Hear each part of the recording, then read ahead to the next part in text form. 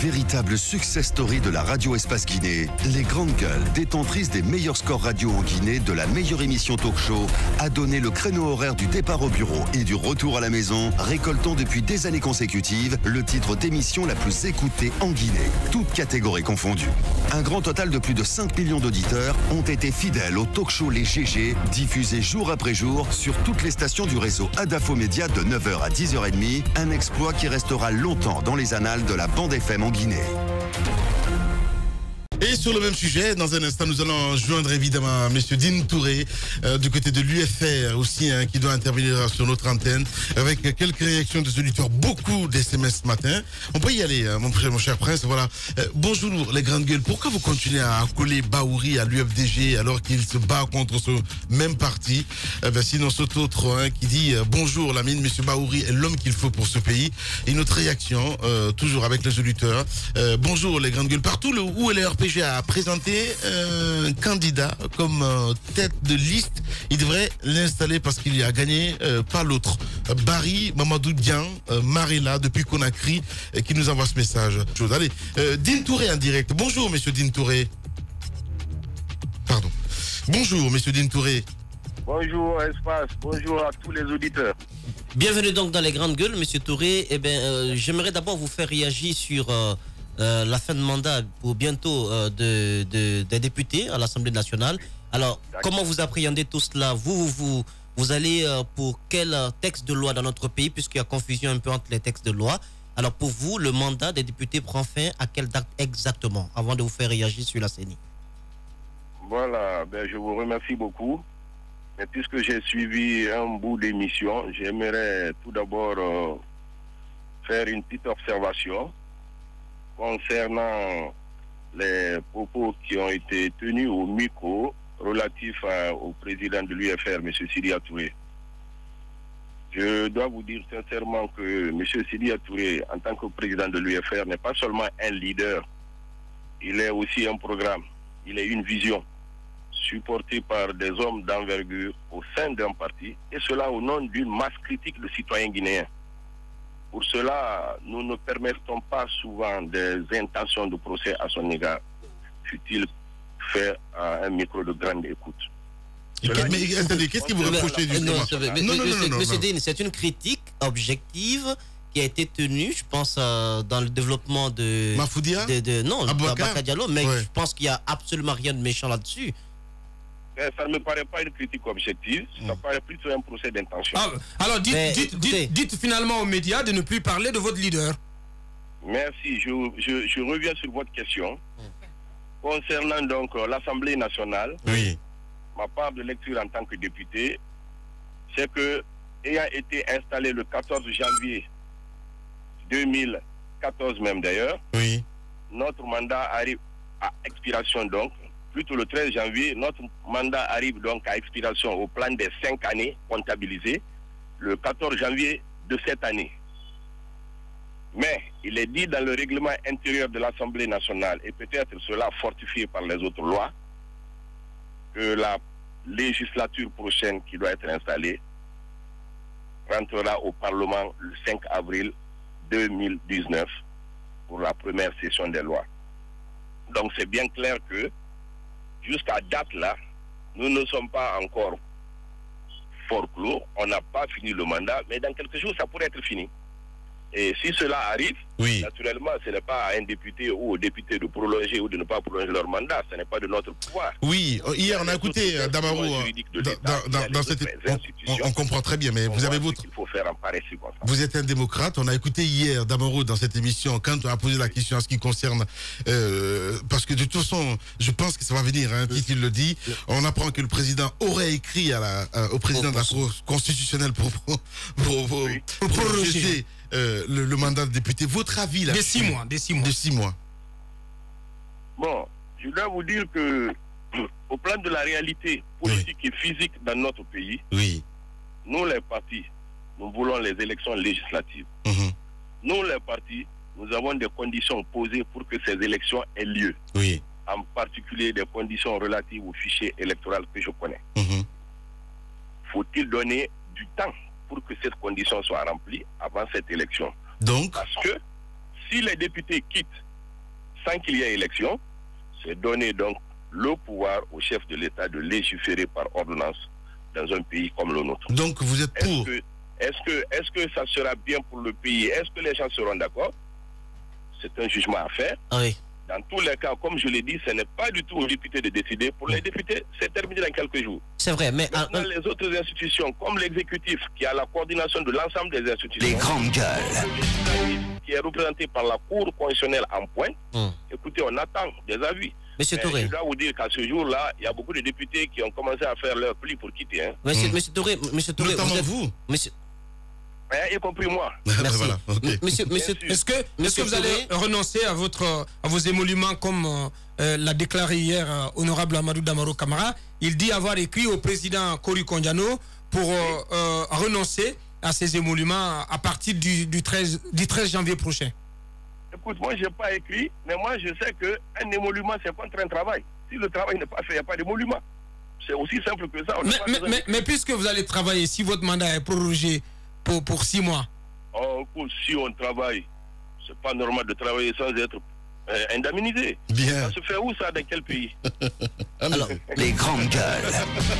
Monsieur Touré, 2 questions. D'abord, si il ne vous appartient pas de proroger votre propre mandat, mais vous êtes libre de ne pas accepter de rester au sein de l'Assemblée nationale qui a un mandat prorogé par le chef de l'État, sans quoi vous ne pourriez pas vous plaindre d'un quelconque glissement de calendrier s'il arrivait que les élections à venir ne se tiennent pas à temps et à votre détriment. Parce qu'il n'y a pas que les législatives en vue, il y a aussi la présidentielle de 2020. Ça, c'est un piège. Je pense qu'il va falloir réfléchir là-dessus. La deuxième question, c'est concernant la Commission électorale nationale indépendante. Il y a des controverses pour envoyer vos représentants au sein de l'organe de gestion des élections. Alors, est-ce que vous vous êtes compris au sein de l'opposition sur le choix à faire? D'accord. Pour la première question, en ce qui concerne, est-ce qu'il faut rester là, est-ce qu'il ne faut pas rester, quel est le comportement ou la réaction à faire? Ça, c'est une question des états-majors politiques. En ce qui nous concerne l'UFR, nous allons rentrer dans une des importantes réunions du bureau politique aujourd'hui même à midi. C'est là où ces questions-là peuvent être débattues. Ce qui fait que je n'ai pas d'éléments pour vous répondre à ce sujet. Je dois vous dire personnellement que entre le choix de laisser le chef de l'État diriger par ordonnance, légiférer par ordonnance, et laisser un groupe de gens qui doivent consulter à titre de député, il faut que les partis se déterminent, il faut que les citoyens se déterminent, il faut que le chef de l'État même en tant qu'exécutif et la Cour constitutionnelle, en tant que gardienne des lois, aussi se déterminent. Ce n'est pas une question simple, mais je pense que vous participerez à ce débat, c'est sûr et certain. Bien.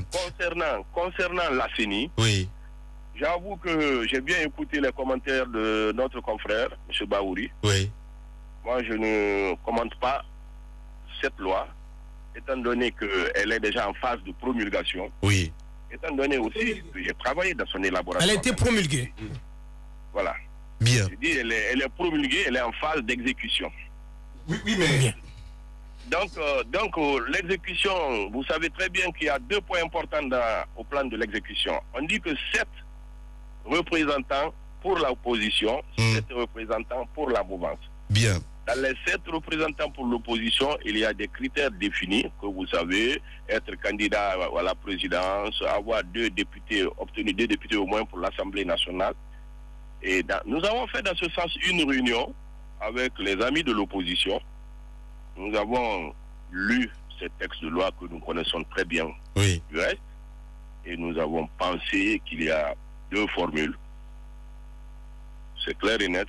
Bien. La formule 4 députés UFDG, 2 députés UFR et 1 député pour un autre parti, parce que la loi dit aussi qu'il faut au moins 3 partis dans chaque équipe. Au moins 3 partis. Bien.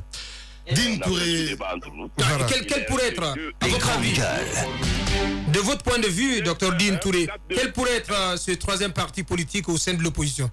Ce 3e parti, c'est le PEDN qui était à la réunion, qui était retenu. PEDN, voilà. Il y avait 4-5 partis dans la liste du pipeline, mais il y a 3 qui étaient dans les conditions comme nous le souhaitons, c'était les 3. Est-ce que l'UFDG est d'accord? Quand nous avons fini cette réunion, écoute, moi j'étais chef de ma délégation, j'ai rendu compte au parti, tel que ça s'est passé, le parti a décidé de désigner nos 2 éléments conformément à l'esprit du débat et en Parlement entre les trois groupes et aussi en réunion avec nos amis de l'opposition au siège de l'UFDG. C'est comme ça que nous avons désigné nos 2 représentants et le courrier là est déjà adressé à qui de droit. Donc l'UFDG n'y voit pas d'inconvénient. Mais bien entendu, l'UFDG n'est pas arbitre. Bien. C'est les partis qui désignent les représentants. C'est pas l'opposition ou la MOVE, c'est les partis qui désignent. C'est les partis qui sont partants aux élections. C'est pas les groupes de partis. Allez-y. L'UFDG, on a fait une réunion à l'UFDG pour ensemble convenir, comme on a toujours fait en tant que grand groupe de l'opposition, et tel que le texte a été élaboré, et comme le texte même a été élaboré par nous, bien, les députés de l'opposition et les députés de la mouvance au sein de l'Assemblée nationale. C'est un texte qui a bénéficié de l'unanimité dans le vote. Il n'y avait vraiment pas de problème.